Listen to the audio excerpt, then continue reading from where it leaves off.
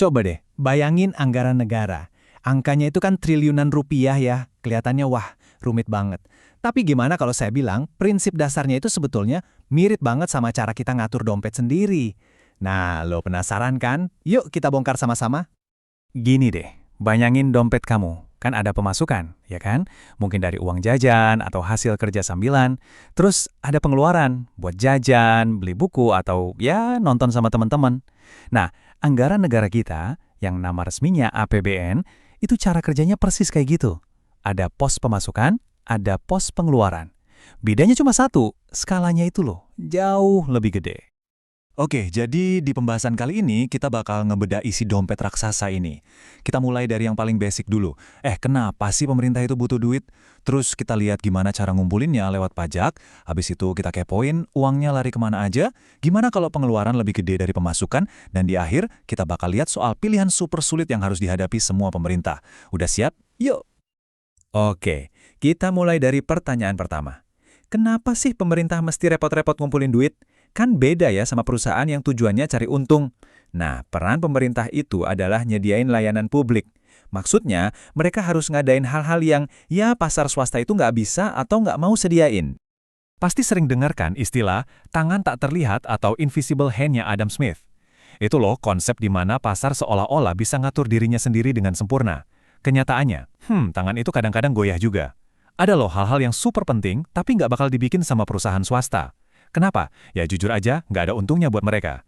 Nah, kondisi inilah yang disebut para ekonom sebagai kegagalan pasar. Disinilah pemerintah harus turun tangan. Coba deh kita pikirin contohnya. Misalnya pertahanan nasional, atau lampu jalan, atau udara bersih. Emang bisa gitu, ada perusahaan yang jualan jasa keamanan negara ke tiap orang. Atau nagih kita tiap kali lewat di bawah lampu jalan, aneh banget kan? Nah, inilah yang namanya barang publik. Kenapa? Soalnya dia punya dua sifat unik. Satu, kita nggak bisa ngelarang orang lain buat ikut nikmatin. Dua, pas kita nikmatin, jatah buat orang lain tuh nggak berkurang. Makanya, pemerintah lah yang harus nyediain barang-barang ini. Oke, jadi jelas ya, pemerintah butuh uang buat ngebiayain semua itu. Pertanyaannya sekarang, dapat duitnya dari mana? Jawabannya, sebagian besar ya dari kita semua. Lewat apa? Lewat pajak. Yap, pajak itu sumber pemasukan utama buat mendanai semua layanan yang kita nikmatin bareng-bareng. Wah, kutipan ini bener-bener pas banget. Jadi, pajak itu bukan cuma sekedar patongan gaji atau PPN pas kita lagi jajan di kafe loh. Anggap aja ini iuran kolektif kita, patungan kita semua, buat ngebangun masyarakat yang berfungsi. Biar jalanannya mulus, sekolahnya layak, dan kita semua merasa aman. Nah, ini dia nih pertanyaan bernilai triliunan rupiah yang jadi perdebatan para ekonom selama ratusan tahun. Gimana sih cara mengut pajak yang paling adil? Apa semua orang harus bayar sama rata? Atau yang lebih mampu harus bayar lebih banyak? Ini pertanyaan besar loh. Jadi ada dua gagasan besar soal keadilan pajak ini, dan kadang keduanya itu saling tarik-menarikan. Yang pertama, ada namanya prinsip manfaat. Idenya simpel. Makin besar manfaat layanan pemerintah yang kita rasain, makin besar juga pajak yang harus kita bayar. Kedengarannya logis ya, tapi di sisi lain ada prinsip kemampuan membayar. Nah, ini idenya mereka yang penghasilannya lebih tinggi kan kapasitasnya lebih besar tuh buat kontribusi. Jadi, ya mereka harus nanggung beban pajak yang lebih besar juga. Oke, ngomongin soal kemampuan membayar tadi, ini bisa kita pecah lagi jadi dua konsep keadilan. Pertama, ada keadilan vertikal. Gampangnya gini, yang lebih kaya, bayar pajaknya lebih gede. Titik. Terus yang kedua, ada keadilan horizontal. Artinya, dua orang yang penghasilannya sama persis, ya harus bayar pajak yang sama juga. Nah, hampir semua sistem pajak modern di dunia, termasuk di Indonesia, itu berusaha nyimbangin kedua prinsip ini. Oke, jadi kita udah tahu nih duitnya datang dari mana. Sekarang, bagian yang paling seru, uang itu perginya kemana? Yuk kita intip gimana pajak dari kita semua diubah jadi aksi nyata yang kita rasain tiap hari. Kalau kita lihat secara umum ya, uang pajak kita itu dialokasiin ke beberapa pos super besar. Ada buat program sosial, contohnya subsidi BBM atau bantuan langsung tunai. Ada buat pertahanan nasional, ada buat bangun infrastruktur, kayak jalan tol dan bendungan, dan pastinya buat layanan-layanan penting banget kayak kesehatan dan pendidikan. Di Indonesia bahkan ada aturannya loh di konstitusi, minimal 20% dari seluruh anggaran negara itu wajib buat pendidikan. Keren kan? Dan tahu nggak yang lebih keren lagi? Tiap rupiah yang dibelanjain pemerintah, itu punya efek berantai yang luar biasa. Para ekonom menyebutnya multiplier effect. Gini cara kerjanya. Misal, pemerintah bayar kontraktor buat bangun jalan. Si kontraktor kan bayar gaji pekerjanya. Terus para pekerja ini belanja di warung. Nah, pemilik warung dapat duit, dia belanja lagi bahan baku di pasar. Dan gitu terus muter.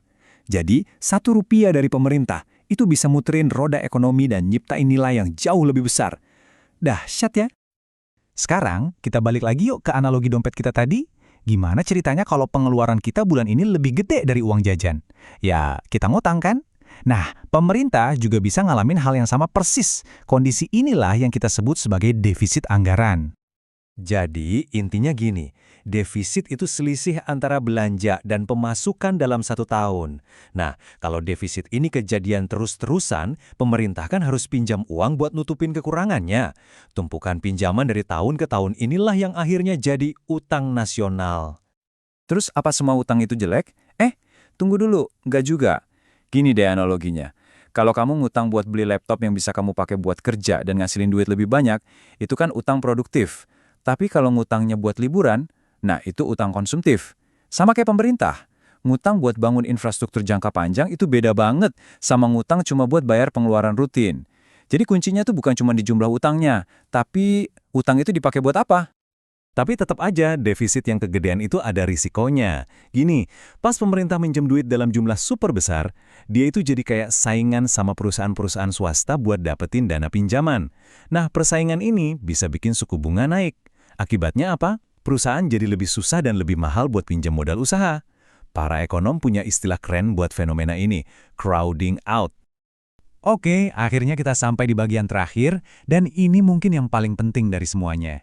Ngelola dompet negara itu pada dasarnya kayak main akrobat, sebuah aksi penyeimbangan yang nggak ada habisnya.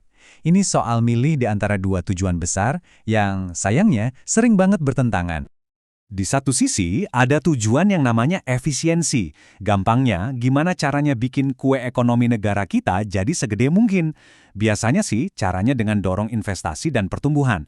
Tapi di sisi lain, ada tujuan ekuitas atau pemerataan. Ini soal gimana caranya mastiin kue tadi dibagi secara lebih adil buat semua orang, terutama buat mereka yang paling butuh. Nah, inilah dilema utamanya. Contoh, naikin subsidi BBM biar harganya murah, itu bagus buat sisi pemerataan. Tapi bisa bikin anggaran jebol dan ngurangin dana buat bangun jalan. Alias sisi efisiensinya kena. Sebaliknya, ngasih insentif pajak gede-gedean ke perusahaan bisa ngebutin efisiensi. Tapi mungkin rasanya kurang adil buat yang lain. Gak ada jawaban yang 100% benar atau salah di sini. Inilah inti dari semua perdebatan kebijakan publik. Jadi, kalau kendalinya ada di tangan kamu bakal lebih mentingin kue ekonomi yang lebih besar atau irisan kue yang lebih adil buat semua orang. Coba deh pikirin.